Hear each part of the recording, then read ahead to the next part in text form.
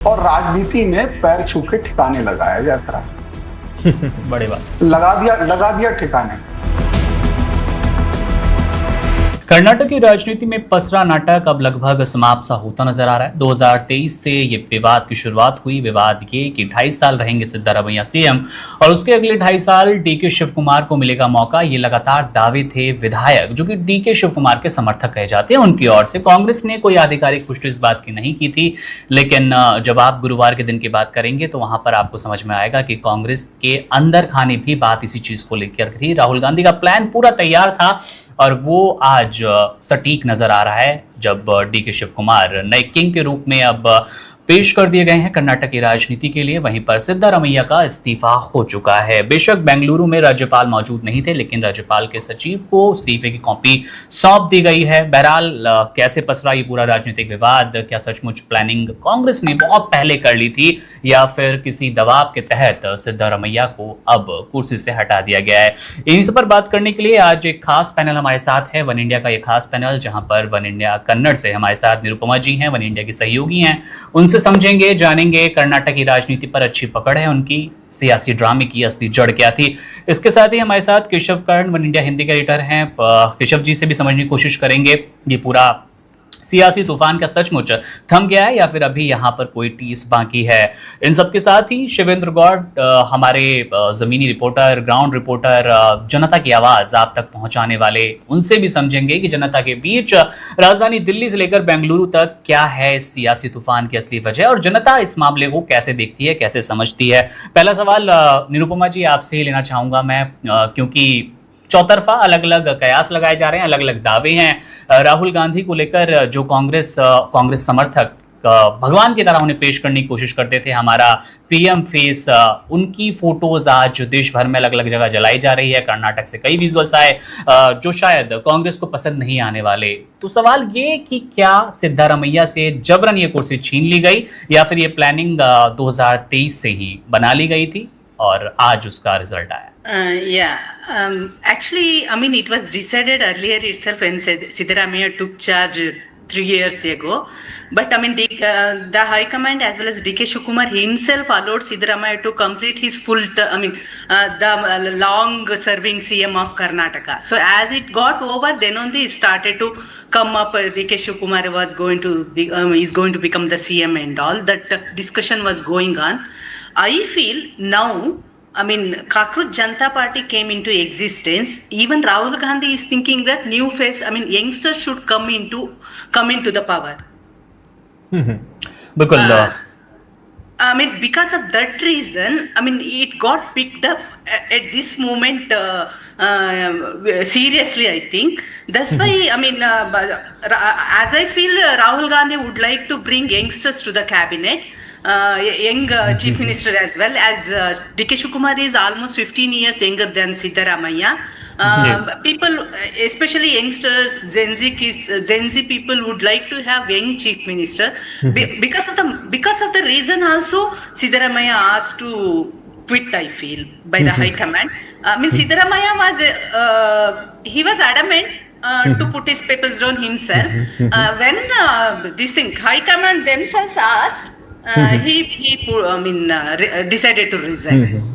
केशव जी आपसे भी समझना चाहेंगे, सवाल यही रहेगा बिल्कुल। और जिस जेनजी की बात निरुपमा जी करती नजर आ रही थी, अच्छा उन्होंने जिक्र किया कॉकरोच जनता पार्टी का, वही जेनजी आज गुस्से में भी है और वो पक्ष है शिव कुमार वाला। डीके शिव कुमार के जो तमाम विधायक थे, सहयोगी थे, कई ऐसे वीडियोज है अभी हम चलाएंगे भी आपके लिए जहां पर देख पाएंगे कि वो जेनजी भी शायद ये स्वीकार नहीं पा रहे हैं। बेशक सिद्धारमैया ने बोल दिया कि एकदम स्थिर सरकार है, सारे विधायक हमारे साथ है, कोई आनाकानी नहीं चल रही है। क्या कोई गड़बड़ नजर आ रही है यहाँ से?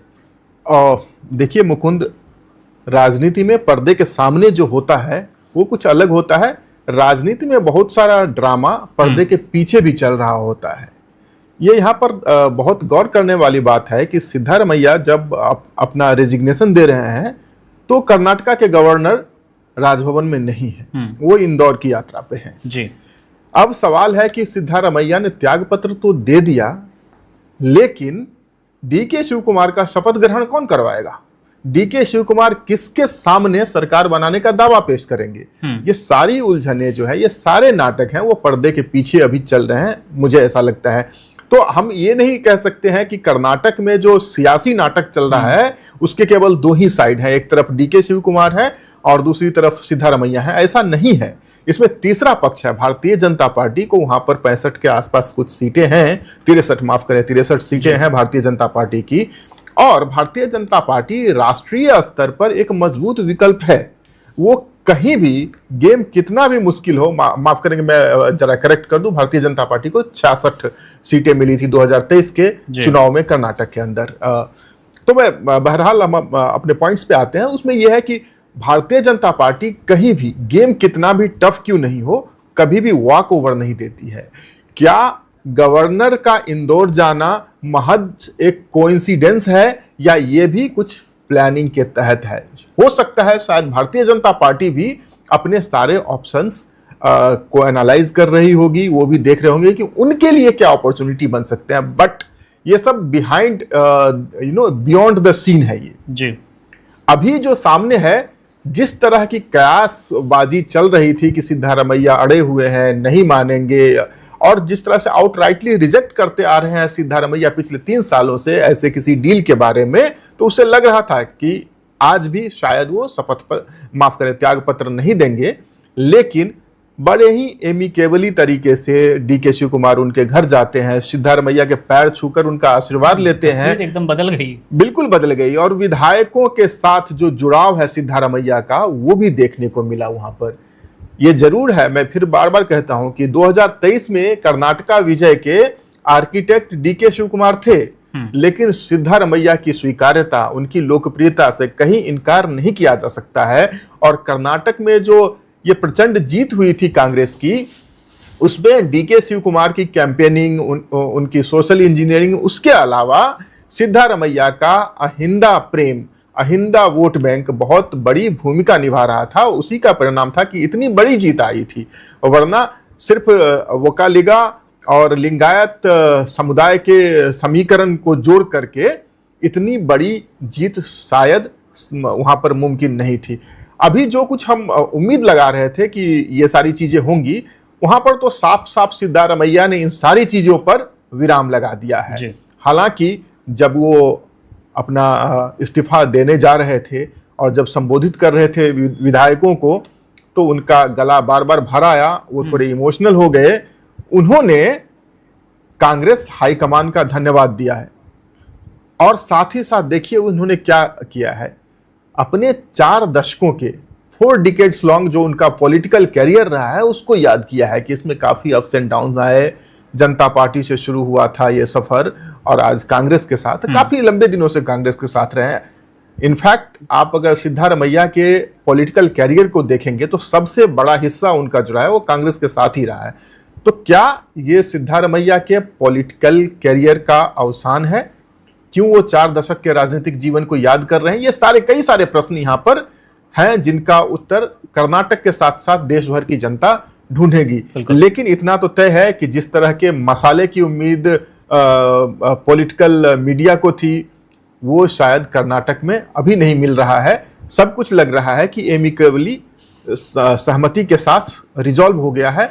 एक चीज जरूर है कि वहां पर सिद्धारमैया के जो प्रशंसक हैं वो थोड़े से भावुक, थोड़े से नाराज नजर आ रहे हैं। लेकिन सिद्धारमैया जी ने ऐसी कोई बात नहीं कही, ऐसा कोई एक्सप्रेशन नहीं दिया जिससे ये कयास लगाए जाए कि डीकेएस और सिद्धारमैया में या हाईकमान और सिद्धारमैया में कुछ खटास है, कुछ गड़बड़ चल रहा है। बिल्कुल। इसके अलावा अगर हम कहें तो तस्वीर ऐसी है जो कि इन सब कयासों पर विराम लगाती नजर आती है। वो डीके शिव कुमार का पैर छूना हो या फिर वो गलबहियां वाली तस्वीरें सामने आ रही हो, तमाम ऐसी तस्वीरें लगातार आ रही है सुबह से, जो कि बता रही है कि शायद ऐसी कोई गड़बड़ नहीं है जो आप आशंका देख पा रहे हैं। शिविन जी हमारे साथ जुड़ गए हैं। शिविन सर, आला कमान जब ऑर्डर देगा उसको फॉलो करूंगा, आला कमान ने जो कहा मैंने वो किया। सिद्धारमैया का ये स्टेटमेंट सबसे ज्यादा इस वक्त कह सकते हैं आप सियासी बाजार में घूम रहा है और लगातार इस पर चर्चा हो रही है। इसके क्या, जिस शब्दों के साथ इन्होंने पिरोने की कोशिश की, इतना ही अर्थ है या इसके पीछे कोई टीस, कोई दर्द और कोई दबाव छिपा है?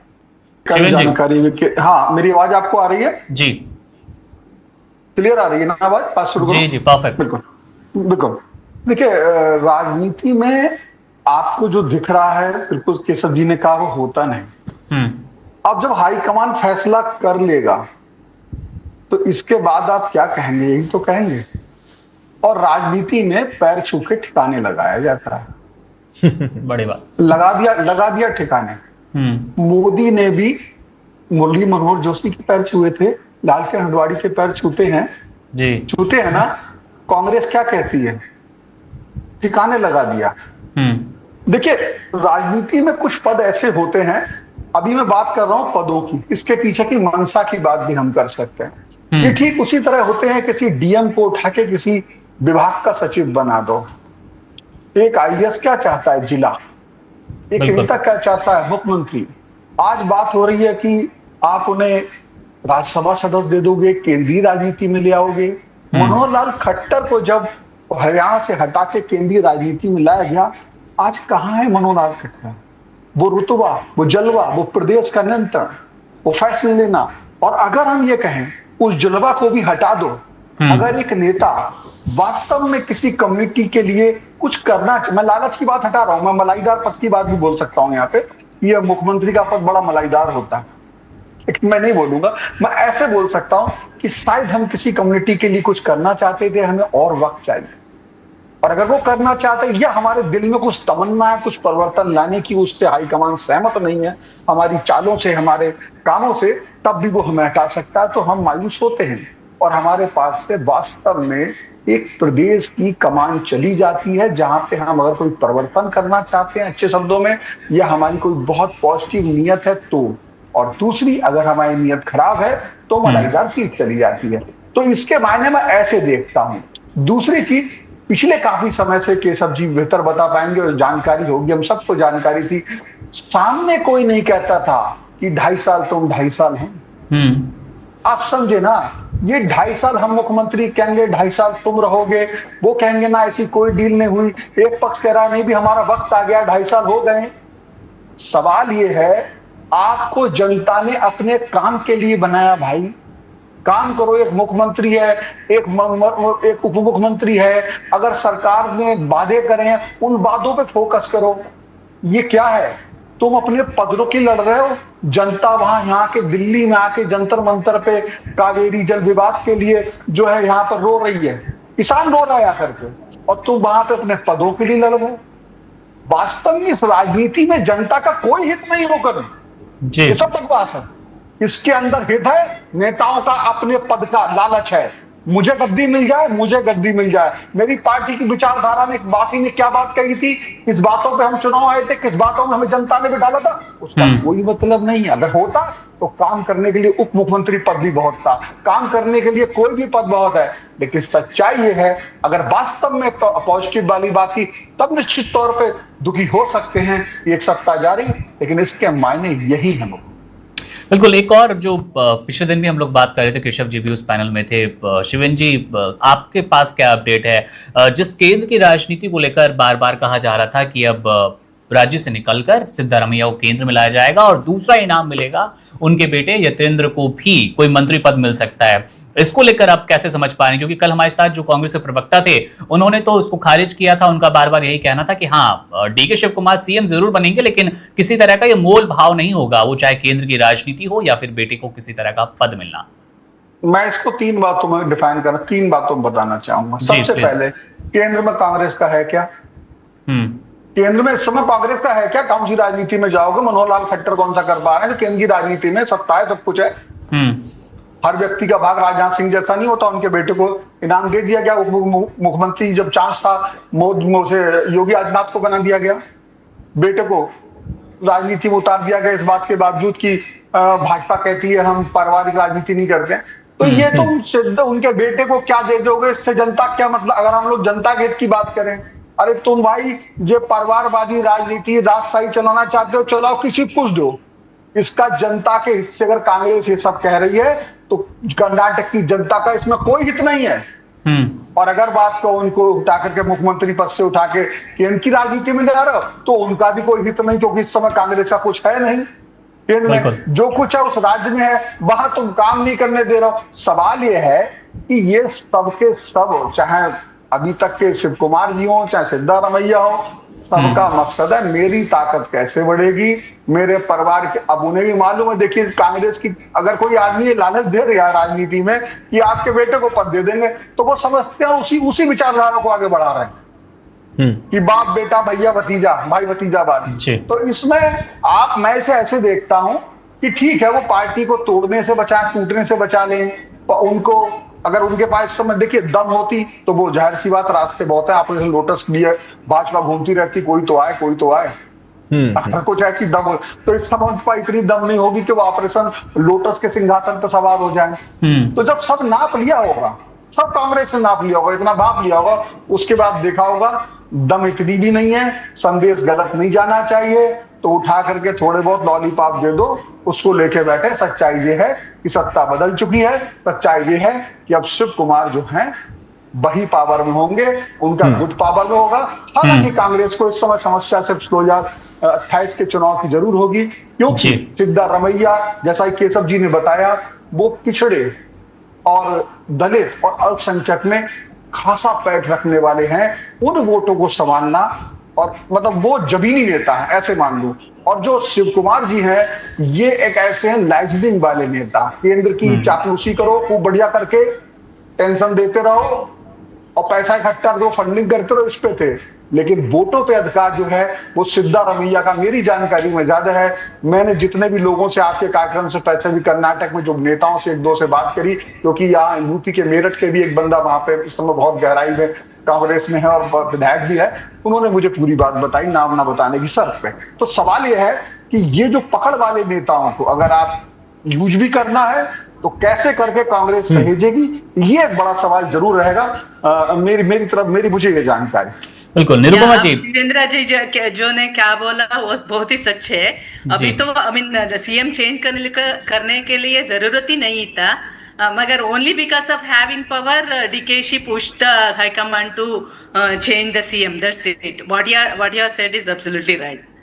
बिल्कुल। अगर बिग 3 पॉइंट्स की बात हम करना चाहें निरुपमा जी, आखिर कांग्रेस सीएम बदल ही क्यों रही है? इसके पीछे सिर्फ 2.5 साल वाला फॉर्मूला कह के तो नहीं बच सकते ना, और कौन से आप पॉइंट्स समझ पा रही हैं? That's what, as I said, I mean, it was decided while Siddaramaiah taking charge as a CM itself. DK Shivakumar was the one main reason. Because of him, many seats, Congress got many seats. So, I mean, he was very good. He is very good organizer as well. No doubt about it. So, I mean, because of his pushing only, High Command might have changed to change the government. I mean, as I said, I mean, young face should have. Even Rahul Gandhi has already told that there should be only youngsters in the cabinet as well. So, I mean, almost 20 current ministers are going to lose their seats for sure. So, it means that Rahul Gandhi would like to have youngsters in the this system, governance. So, that is the main reason I feel. बिल्कुल। केशव जी, सवाल लगभग आपसे भी यही, लेकिन तमाम जो बयानबाजियां भी हो रही है उन पर भी थोड़ी सी नजर डाल लें। बसवराज बॉम्मई का कहना है कि शिव कुमार बहुत लंबे वक्त से इनको ठिकाने लगाने का सोच रहे थे और अब मौका मिला, आला कमान ने साथ दिया, हाई कमांड भी उनकी हाँ में हाँ मिलाता नजर आया और ऐसा हो भी गया। आपसे भी थोड़ा सा समझना चाहेंगे कि 2.5 साल वाला फॉर्मूला, जैसे कि निरुपमा जी ने भी बताया कि प्लानिंग पहले से थी, हालांकि कांग्रेस ने सीधे तौर पर कभी कहा नहीं है, कल बेशक एक प्रवक्ता हमारे साथ थे, उन्होंने एक्सेप्ट किया था। और मुकुंद, आपको इस बात का क्रेडिट जाता है, वन इंडिया के शो को इस बात का क्रेडिट जाता है कि नेशनल मीडिया में पहली बार वन इंडिया का शो वो फोरम बना जहां पर कांग्रेस के एक आधिकारिक प्रवक्ता ने, एक ऑफिशियल स्पोक्स पर्सन जो कि इवेंचुअली कर्नाटका के को इंचार्ज भी है अलोंगसाइड रणदीप सुरजेवाला, उन्होंने ओपनली पब्लिकली हमारे फोरम पे ये एक्सेप्ट किया कि इन 2023 द डील वाज स्ट्रक। 2023 में ही 2.5 साल का फॉर्मूला बन गया था। हालांकि 2.5 साल के फॉर्मूले को सिद्धारमैया खींचकर 3 साल पहुंचा चुके हैं। हैविंग सेड दैट, पिछले 3 सालों से सिद्धारमैया ने बार बार ये कहा है कि ऐसी कोई डील नहीं हुई थी, जबकि डीके शिव कुमार लगातार इस बात को डायरेक्टली नहीं बट इनडायरेक्टली लोगों के सामने लाते रहे हैं, पार्टी हाईकमान के सामने प्रदेश अध्यक्ष बन के लाते रहे हैं। बस इस बात का भी उन्होंने बिल्कुल जिक्र किया कि बिल्कुल टॉप लीडरशिप। हाँ, अच्छा, अब जो आपका सवाल था कि मुख्यमंत्री बदलने की क्या जरूरत आन पड़ी थी कर्नाटका में। सब कुछ तो सही ही चल रहा था। देखिए जो बातें मैं कह रहा हूं, आप ये समझिए कि सिद्धारमैया का कद जो है राजनीति में बहुत बड़ा है कर्नाटक में जी। उनका अपना एक वोट बैंक है, उनका अपना एजेंडा भी है, और उन्होंने उस एजेंडे से कई बार भारतीय जनता पार्टी जैसी शक्तियों को परास्त भी किया है। जिस तरह से तमिलनाडु में एक हिंदी विरोध का एजेंडा चलता है, कमोबेश सिद्धारमैया उसी तरह के हार्ड लाइनर लीडर रहे हैं कर्नाटका में। अगर आप डीके शिव कुमार की बात करें तो ये फ्लेक्सिबल रहे हैं, इनका आना जाना उठना बैठना सभी तरह के लोगों के साथ है। साथ ही एक बात लियाजनी की बात होती है, definitely DK Shivakumar one of the finest leader हैं जो कर्नाटका और उसके बाहर भी कांग्रेस के लिए लियाजनी का काम करते हैं, कर सकते हैं, और उन्होंने सक्सेसफुली किया भी है। उनकी कैंपेन करने की जो क्षमता है वो अद्भुत है, कैंपेन डिजाइन करने की क्षमता, बेसिकली कहां पर किसको लगाया जाए, किस तरह से किस चीज को अप्रोच किया जाए, ट्रू लीडर। और दूसरी रही बात जन नेता वाली बात, तो कर्नाटका के अंदर डीके शिव कुमार की भी जन नेता वाली छवि है। मैं बार बार कह रहा हूं, अगर 2023 में आप चुनाव कवर कर रहे होते कर्नाटक में, या चुनाव के बाद भी जब नतीजे आ गए और जब यह भी तय हो गया कि डीके शिव कुमार नहीं सिद्धारमैया चीफ मिनिस्टर बनेंगे, तब भी अगर आप लोगों से पूछते अक्रॉस पार्टी लाइन, जो मतदाता हैं वो यही जवाब देते कि मुख्यमंत्री डीके शिव कुमार हैं या डीके शिव कुमार को होना चाहिए। अब आते हैं इस बात पर कि क्या जरूरत पड़ी। देखिए कई बार इबारत साफ लिखी होती है दीवारों पे, कई बार पढ़ना पड़ता है आपको बिटवीन द लाइंस। अब देखिए 2023 हुए 3 साल हो गया है, 2 साल और कर्नाटका में चुनाव को बचे हैं। अब कांग्रेस को अपनी तैयारी भी करनी है। कांग्रेस ने, जैसा हमारे साथी शिवेंद्र जी हैं वो कह रहे थे, सारे विकल्पों पर विचार किया होगा कांग्रेस ने, और फिर वो इस नतीजे पे पहुंची है कि अब समय आ गया है कि कुर्सी ट्रांसफर की जाए। क्यों ये 6 महीने पहले क्यों नहीं हुआ, 1 साल पहले क्यों नहीं हुआ, या 2023 में ही क्यों नहीं हुआ? मैं बहुत स्पष्ट तौर पे कहता हूं कि सिद्धारमैया का तेवर बागी रहता है। वो जनता पार्टी, लोक दल, जेडीएस को तोड़कर अपनी पार्टी बना चुके। जेडीएस में थे सिद्धारमैया, और वो पूर्व प्रधानमंत्री देवगौड़ा के बहुत करीबी थे, इतने करीबी कि पीजीआर सिंधिया जैसे जो लोकल लीडर थे जेडीएस के वहां पर कर्नाटका में, उनको इन्होंने किनारे लगा दिया। और जेडीएस की सरकार में जब देवगौड़ा जी मुख्यमंत्री थे तब ये उप मुख्यमंत्री तक बन गए। लेकिन एक समय आता है, जेडीएस में एचडी कुमार स्वामी का उभार होता है। अब देवगौड़ा जी भी एक बार पुत्र मोह में फंस गए। इनके सामने अब क्या ऑप्शन था? इनके सामने ऑप्शन था या तो जेडीएस में एचडी कुमार स्वामी के पीछे चले या अपना रास्ता बनाए। फिर इन्होंने जेडीएस का भी मोह तो छोड़ दिया, जेडीएस से अलग हुए और फिर अपनी पार्टी बनाई, फिर कांग्रेस में आए। तो सिद्धारमैया हमेशा बागी रहे हैं। अगर उस समय में कांग्रेस ये रिस्क लेती तो हो सकता है कि जो एक प्रचंड बहुमत मिला था वहां पर, उसका फायदा इनको नहीं मिल पाता, फिर से गोवा वाला बंदरबांट हो जाता, मध्य प्रदेश वाला हाल हो जाता है, कुछ भी हो सकता था। सो कांग्रेस टुक द टाइम, खीर को बढ़िया से पका के खाया है कांग्रेस ने दरअसल वहां पर, और काफी समय दिया। अब दो साल वहां पर कांग्रेस को तैयारी के लिए चाहिए। उस तैयारी में डीके शिव कुमार का रोल बहुत अहम है। डीके शिव कुमार अच्छे लियाजनर हैं, अच्छे मास लीडर हैं, वो कैंपेनिंग के साथ ट्रैवल शूटर हैं, फंडिंग की भी बात करते हैं। तो तैयारियों के लिए जरूरी था कि अब यहां पर सत्ता परिवर्तन किया जाए। बिल्कुल निरुपमा जी, 2028 के चुनाव का अच्छा जिक्र केशव जी ने किया भी। कांग्रेस की किस रणनीति की ओर इशारा है? 2028 में ऐसा क्या चमत्कार कर देंगे डीके शिव कुमार के आने के बाद से, और ठीक उसके बाद 2029 में लोकसभा में भी आपको पहुंचना है, कैसे स्ट्रेटेजी को देख पा रही हैं आप? To be frank, it is very early to comment on those things. Okay, I mean it depends on the cabinet reshuffle. Of course, selection of CM is the one thing. Another thing, how the cabinet will be. I mean, that is how the next election result will be decided, I feel. That's what, as I told you already, I mean, a few Muslim leaders are going to be given places, as well as very youngsters are going to be in the cabinet. So there will be no old faces at all. So for the next 2 years, how they are going to rule the government and how they are going to reach the people, will depend on the next elections. I mean, that is how they are going to strategize, I feel. BJP को लेकर कैसे देख रही हैं ma'am आप इस पूरे घटनाक्रम को, जहां पर 2.5 साल का फॉर्मूला हिट तो होता नजर आया, बीजेपी अपने पक्ष में कैसे इस चीज को ला पाएगी, कैसे 2028 के लिए प्रेजेंट कर सकती है? Even there are a lot of loopholes in Karnataka BJP as well. So I mean, there is no proper leadership over there. Even I mean, being in opposition leader, people say that they are not utilizing it properly. They are not raising their voice being in opposition leader. So everything is I mean, we need to see how they are going to strategize as well now. So first of all, they need to have proper CM face in BJP too. As we don't have any faces at present. So how they are going to have, I mean, show their CM faces will depend on the next election. Nirupma ji, a small question I am adding here. So BJP, for that matter, in many states, they do not have any CM face, any a spearhead who can take the position on, but they have successfully implemented Operation Lotus over there.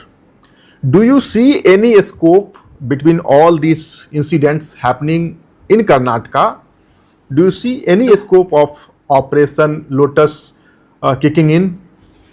At present, to be frank, no. I mean, no such clue at all at present. But I mean, though there is no proper CM face, I mean, Subhendu Adhikari was there in West Bengal. Assam also, they had a leader. But in Karnataka, I mean, there are a lot of issues. I mean, internally as well, there is no proper leadership. I mean, even they don't even raise voice against the government. That's the main reason. Even people themselves are not happy with the opposition party, how they need to be work. So, I mean, that would matter a lot, I feel.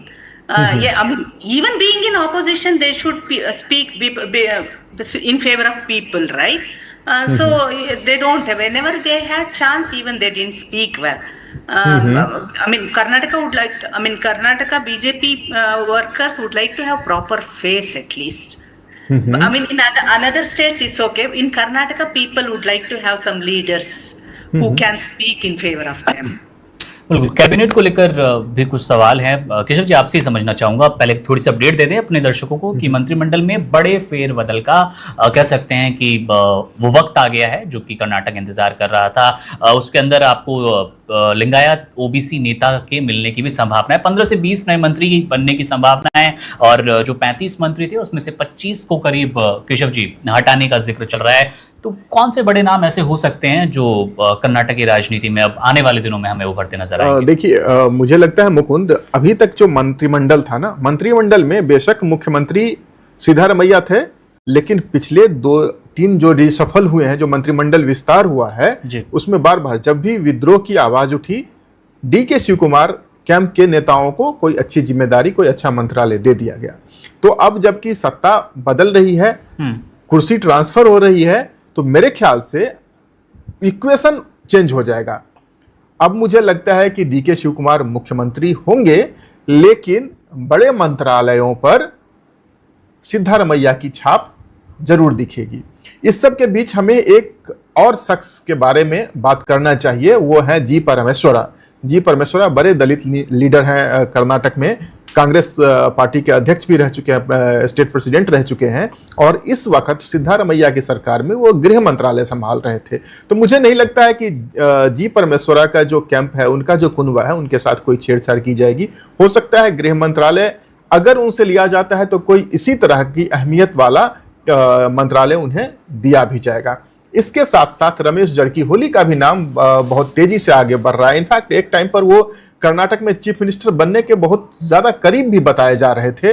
तो Jarkiholi brothers, Jarkiholi परिवार खासकर coastal Karnataka में, उत्तर कर्नाटका में काफी strong है, और वो राजनीति की, कर्नाटका के राजनीति की दिशा भी तय करते हैं। जरकीहोली फैमिली, लगभग उनके परिवार के सारे लोग राजनीति में हैं और सभी पार्टियों में हैं, ये सभी समझ सकते हैं आप। भारतीय जनता पार्टी में भी होते हैं जरकीहोली ब्रदर्स, कांग्रेस में भी होते हैं, तो उनके भी काफी उनकी भी चर्चाएं हैं। हो सकता है कि उनको या उनके करीबियों को भी सत्ता का जो समीकरण बन रहा है, खासकर मैं बार बार कह रहा हूं कि 2028 के मद्देनजर यहां से तैयारी शुरू होगी जी। कांग्रेस हैज स्टार्टेड कि 2028 उनके निशाने पे है, नहीं तो क्यों एक मंत्रिमंडल जो अच्छा काम कर रहा था, सब चल ही रहा था, क्यों इसको बीच में चेन पुल करेंगे। तो उनके निशाने पे 2028 है, उनको ध्यान में रखकर बनाएंगे। साथ ही साथ कांग्रेस के लिए कर्नाटक बहुत जरूरी स्टेट है। आप देख लीजिए, पार्टी चलाने के लिए बहुत ज्यादा फंड की भी जरूरत होती है। कर्नाटक के पास अभी 2 ही ऐसे स्टेट हैं जो उस मोर्चे पे सबसे ज्यादा स्ट्रांगली कंट्रीब्यूट कर सकते हैं। एक उनके पास कर्नाटका है और दूसरा उनके पास तेलंगाना है। बाकी जो स्टेट्स कांग्रेस के पास एक आधा हैं भी, या तो वो सहयोगी की भूमिका में है या फिर वो कंज्यूमर स्टेट्स हैं, वहां से उनको बहुत ज्यादा फंड मिलने की गुंजाइश नहीं है। तो इसलिए कर्नाटक क्रिटिकल है। कर्नाटका में एक एक कदम कांग्रेस फूंक फूंक कर रखना चाहती है। मंत्रिमंडल की बात जहां तक मुकुंद आपने कही, फिर से मैं समराइज करता हूं आपको। मुख्यमंत्री जरूर डीके शिव कुमार होंगे, लेकिन कैबिनेट पर सिद्धारमैया की छाप होगी। इसमें जी परमेश्वरा की भूमिका भी बहुत महत्वपूर्ण होगी। इसमें जरकी होली बंधुओं की भूमिका बहुत महत्वपूर्ण होगी। डेप्यूटी सीएम को लेकर मैं चाहूंगा आप उस पर अगर कुछ देखिए, डेप्यूटी सीएम को लेकर के ऑफ द रिकॉर्ड में बताता हूं, हमारे और माफ करें, निरुपमा जी के बीच सुबह एडिटोरियल मीटिंग में काफी बातचीत हुई है। Just out of my hunch, मैं इसके पीछे कोई पॉलिटिकल कैलकुलेशन नहीं बता सकता, लेकिन अभी सिद्धारमैया के मंत्रिमंडल में आईटी मिनिस्टर हैं प्रियांक खरगे। प्रियांक खरगे कांग्रेस के राष्ट्रीय अध्यक्ष हैं, मल्लिकार्जुन खरगे उनके पुत्र हैं और बड़े दलित नेता हैं। मुझे लगता है कि डीके शिव कुमार मुख्यमंत्री हो सकते हैं और प्रियांक खरगे डेप्यूटी सीएम के तौर पर प्रमोट किए जा सकते हैं, उनको एलिवेशन मिल सकता है। इसी के साथ सिद्धारमैया कैंप को भी खुश करने के लिए उनके करीबियों के साथ साथ उनके पुत्र को भी कैबिनेट में एंटर कराया जा सकता है, मुझे ये लगता है। बिल्कुल। शिवन जी के पास भी चलेंगे, बस इसी पे एक और कमेंट निरुपमा जी से ले लें। निरुपमा जी, 2 डेप्यूटी सीएम बनाए जाने हैं, ऐसी अपडेट अभी नजर आ रही है। तो उसमें भी जब जातिवाद की ओर नजर हम डालते हैं तो हमें समझ आता है कि दलित चेहरा, ओबीसी चेहरा या लिंगायत चेहरा, ये कौन से चेहरे हो सकते हैं? किन की उम्मीद ज्यादा लग रही है, या फिर एक एक दोनों बांट के छोड़ देंगे? Actually, Siddaramaiya is from OBCs. So, I mean, he has backup of OBCs. I think, I mean, as GBA election is approaching, as well as local body elections will be there, definitely they would focus on OBC itself.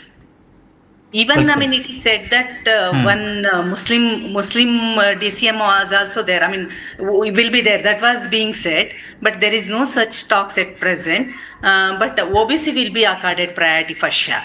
As Wakaliga is going to become the CM, I mean, they need to take votes from OBCs. That's why definitely they'll accord priority to the OBC leader only. बिल्कुल। शिवन जी, अब आपसे समझना चाहेंगे sir, जनता से लगातार आप रूबरू होते रहते हैं और तमाम सोशल मीडिया पे हम देख रहे थे, सुबह से आप कमेंट्स निकाल रहे थे लोगों के। तो ये जो नेतृत्व परिवर्तन की बयार है कर्नाटक की राजनीति में, डीके शिव कुमार का सत्ता की कुर्सी पर काबिज होना, कांग्रेस को आपकी नजरों में क्या ये मजबूत कर रही है, या फिर बीजेपी के लिए 2028-29 इन 2 कह सकते हैं आप चुनावी वर्षों के लिए रास्ता साफ हुआ है? तो मुकुंद, इसमें राजनीति में क्या होता है, कांग्रेस और बीजेपी इससे क्या करते हैं, एक तो जो इंटरनल जो झगड़ा था वो तो उससे निपटना ही था। बाकी जो सिद्धारमैया का जिस वोट बैंक पे कब्जा था, या जिस वोट बैंक में पैठ अच्छी है, तो वहां से उस वोट बैंक से जुड़े लोगों को कैबिनेट में जगह देकर एक तो काम किया जाएगा। अब दूसरी बात जो आपने कहा कि फायदा या नुकसान है, मैं फायदा नुकसान तो नहीं, लेकिन एक बात जरूर कह सकता हूं, जब भी कई बार बीजेपी ने उत्तराखंड में मुख्यमंत्री को बदला, गुजरात में मुख्यमंत्री को चुनाव से 1 साल पहले बदला, 1 साल पहले की बात, तो इससे होता क्या, थोड़ा डैमेज कंट्रोल होता है। हरियाणा में भी यही कहा, जब खट्टर का कई मामलों में विरोध होने लगा, ऐसे उत्तराखंड में हमने देखा, खंडूरी जो कई जगह बदला गया, तो उसके पीछे एक रणनीति होती है कि हमें एक ताजगी ले आए चुनाव से ठीक पहले, और उसको इतना समय भी ना मिला हो, वो कुछ समय में कुछ बड़े बड़े वादे करे और वही दल जो है, वही नेतृत्व जो है, उसको आगे बढ़ाया जाए। कि जैसे अब ये सैनी की बात कर लें, तो हमने देखा वो नाराजगी अगर कुछ है तो वो भी दल दूर कर लेते हैं, और चुनाव से ठीक पहले कुछ हलचल, कहते हैं ना पानी में हलचल हो जानी चाहिए, रुका हुआ पानी जो है गंदा हो जाता है, तो वो हलचल करके थोड़ी ताजगी लाते हैं। तो कई बार डैमेज, मैं इसे डैमेज कंट्रोल के रूप में, कोई डैमेज दिखता है सत्ता के विरोधी लहर कुछ दिखती है, कभी इतने समय सत्ता को हो गया, चुनाव में आगे बढ़ने वाले हैं, तो थोड़ा सा ताजगी का एहसास होता है। बाकी कुछ कांग्रेस की मजबूरी भी थी और उसके साथ साथ ये एक अपॉर्चुनिटी भी रहती है कि हम कुछ डैमेज कंट्रोल से बचा सकते हैं। बिल्कुल, अब फाइनल कमेंट की तरफ बढ़ते हैं। मैं अपने तीनों साथियों से चाहूंगा, निरुपमा जी सबसे पहले आपसे ही सवाल सेम ही रहेगा, एक एक वो कॉन्क्रीट रीजन समझना चाहेंगे एक बार फिर जिसने इस राजनीति को हिलाकर रख दिया है। कांग्रेस का आखिर तौर पर मकसद था क्या मैम? एक आखिरी कॉन्क्रीट रीजन आप अगर दे पाए। कांग्रेस आखिर करना क्या चाहती है मैम? 3 कारण, क्योंकि हमारे पास 3 पैनलिस्ट हैं, मैं चाहूंगा तीनों एक एक वो कारण बता पाए जिससे ये पूरी इमेज क्लियर हो जाए। What is Congress up to in Karnataka? Okay, got it. Actually, I mean, obviously they are focusing on next election, which is going to be held in 2 years. So that is the one thing they would like to have power again. Especially, I mean, for High Command, Karnataka is the main source. As you said, Keshavji already told Karnataka is the main source where they get funding and all. So they would like to have the power again in 2028 election as well. Number one. Number two, even in GBA, I mean, Greater Bangalore as well as other local body elections, they would like to have power. That's why they are, they are strategizing things. Nirupama ji 2028 पे focus करने की बात बता रही है कांग्रेस की ओर से, BJP क्या करेगी ये बात की बात है। केशव जी, इसके अतिरिक्त आप क्या देख पा रहे हैं? वो दूसरा कारण क्या हम समझ सकते हैं जिसने डी.के. शिव कुमार को सत्ता की चाबी दिला दी, जिसका इंतजार उन्होंने कह सकते हैं कई दशकों से? देखिए, पहली बात तो मैं पिछले 4 दिन से यही कह रहा हूं कि डी.के. शिव कुमार को बनाना कांग्रेस के लिए अब मजबूरी बन चुकी थी, बिकॉज वहां पर मेक और ब्रेक पॉइंट पहुंच चुका था कांग्रेस के लिए कर्नाटका में। अगर इस वक्त डी.के. शिव कुमार को सत्ता ट्रांसफर नहीं किया जाता तो उसका खामियाजा 2028 में हो सकता है कांग्रेस को उठाना पड़ सकता था। Okay, so why taking unnecessary risk, ये कांग्रेस का रहा होगा। दूसरी बात, कांग्रेस ने एनालाइज भी किया होगा। देखिए, वोट बैंक की बात करते हैं, जो वोट बैंक लेकर के डी.के. शिव कुमार आते हैं, वो कलिगा वोट बैंक प्राइमरीली, जो कि बेंगलुरु रूरल का एरिया है, जो कनकपुरा वाला हिस्सा है, रामनगरम का हिस्सा है, ओल्ड मैसूर का जो एरिया है, यहाँ पर टिल हासन, जहाँ से पूर्व प्रधानमंत्री देवगौड़ा आते हैं, चुनाव भी लड़ते हैं, वो कलिगा बहुल क्षेत्र है और यहाँ पर डी.के. शिव कुमार का प्रभाव पिछले चुनाव में देखने को मिला। अब सवाल यह है कि वोकालिगा वोट बैंक जेडीएस के पास हुआ करता था, जो इसलिए आया है डी.के. शिव कुमार के साथ क्योंकि 2023 में डी.के. शिव कुमार और उनके लोगों ने यह प्रचारित किया कि जेडीएस का कोई चांस नहीं है, डी.के. शिव कुमार अगर जीतेंगे तो उन्हें मुख्यमंत्री बनाया जाएगा। तो वोकालिगा वोट बैंक उसी उम्मीद से आए थे। अगर ये नहीं होता तो आप देखिए जिस तरह से लिंगायतों की नाराजगी कांग्रेस को आज तक भारी पड़ रही है। बी.आर. पाटिल के जमाने में जो कांग्रेस ने किया था उसका नुकसान कांग्रेस को 2023 से पहले तक उठाना पड़ता रहा। इनफैक्ट 2023 में थोड़ा बहुत वो कम हुआ, लेकिन 2024 में फिर से लिंगायत वोट भाजपा की तरफ चला गया। तो अगर वोकालिगा वोट बैंक को अपने साथ बनाए रखना है तो डी.के. शिव कुमार को कुर्सी देना वहां पर जरूरी हो गया था। वोकालिगा वोट बैंक वहां पर कर्नाटक में करीब 20 से 22% है। निरुपमा जी मुझे करेक्ट करेंगी। दूसरी एक और जरूरी बात आपको यहां पर रखूं, साथ ही साथ एक तरफ के एनालिसिस नहीं, दूसरे तरफ के एनालिसिस को उन्होंने देखा होगा। जो सिद्धारमैया की राजनीति रही है, मैंने पहले भी कहा, ये हार्ड लाइनर रहे हैं।